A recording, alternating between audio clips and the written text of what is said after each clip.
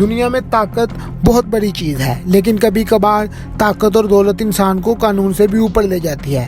آج ہم بات کریں گے ایسے کیس کی جس نے پوری تھائی لینڈ کو ہلا کر رکھ دیا۔ ایک ایسا کیس جس میں ایک ارب پتی فیملی کا بیٹا ایک پولیس افسر کو کار کے نیچے کچل کر مار دیتا ہے اور پھر سالوں تک قانون کو دھوکہ دیتا رہتا ہے۔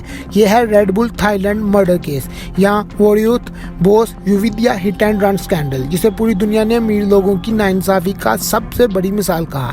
بات ہے 3 ستمبر 2012 کی۔ بینکاک کی ایک مشہور سڑک سکھموت روڈ پر رات کے وقت ایک تیز رفتار فراری چل رہی تھی۔ اس کار کا ڈرائیور کوئی عام نوجوان نہیں تھا، یہ تھا ووریوت یوودیا، ریڈ بل کے مالک خاندان کا وارث، ایک ایسی فیملی جس کی دولت $26 بلین سے بھی زیادہ ہے۔ اسی دوران وہاں 47 سالہ پولیس سارجنٹ ونچایا کلوجن اپنی موٹر سائیکل پر گشت کر رہے تھے۔ اچانک فراری نے انہیں زوردار ٹکر ماری۔ ٹکر اتنی شدید تھی کہ پولیس افسر تقریباً 200 میٹر تک کار کے نیچے گھسٹتا رہا اور پھر ڈرائیور وہاں سے بھاگ گیا۔ حادثے کے فوراً بعد پولیس پہلے تو کسی اور شخص پر الزام ڈالنے کی کوشش کرتی رہی۔ ایک ملازم کو ڈمی ڈرائیور بنانے کی کوشش ہوئی، لیکن سیکیورٹی کیمروں نے سب کچھ واضح کر دیا۔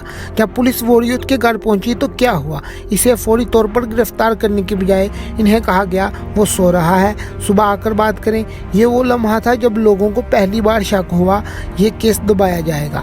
اگلے 5 سال میں ایک حیران کن کھیل چلتا رہا۔ ووریوت کو 8 بار عدالت میں بلایا گیا، لیکن وہ ہر بار ایک نیا بہانہ بنا لیتا۔ طبیعت خراب ہے، میٹنگ ہے، ملک سے باہر ہوں، لیگل ایشوز ہیں۔ پولیس، پراسیکیوٹر اور حکام سب خاموش رہے۔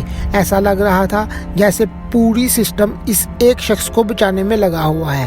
2017 میں جب عدالت نے آخرکار گرفتاری کا حکم دیا، اس سے پہلے ہی وہ پرائیویٹ جیٹ میں ملک سے فرار ہو چکا تھا۔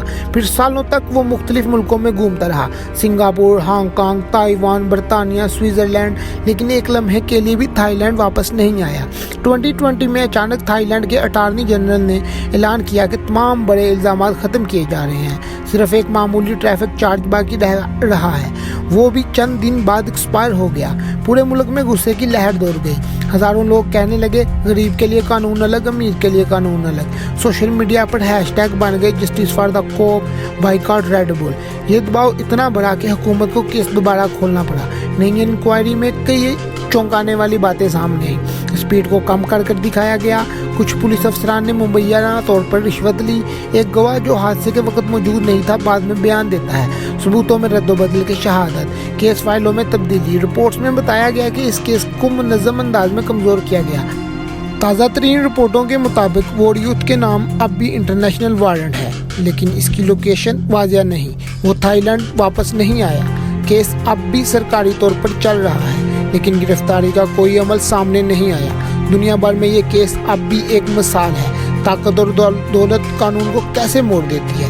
یہ واقعہ ہمیں ایک ہی سبق دیتا ہے، جب انصاف خرید لیا جائے تو پھر غریب کی موت اور امیر کی طاقت کے درمیان فاصلہ بہت بڑھ جاتا ہے۔